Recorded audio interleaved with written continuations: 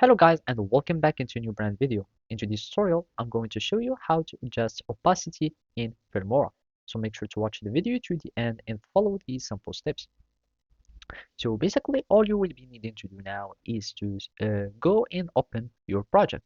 So basically you can do it by going to File and then go to New Project and then you can create a new project or open your project.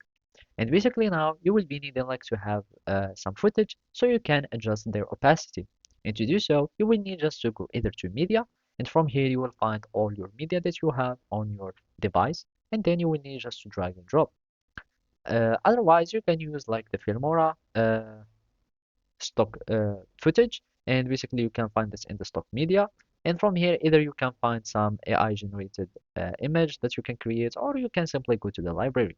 Now let's just change the opacity or adjust the opacity of our objects. So for example, here I have this video, and all we need to do now is to simply go to our video, and from here we will find the basic. And basically by going to basic, you will be able to find many transformations that you can add or do to your video. And basically now you will be able like to do go to compositing, and from here you will find the blend mode.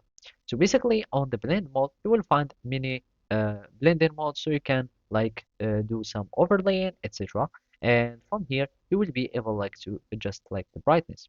So let's just have some footage from here, and basically now let's just go let's decrease here, and basically you can now adjust like the footage or the opacity of this. As you can see, it is like appearing, it is appearing now. So basically this is how you can do it. Thank you for watching and see you next time.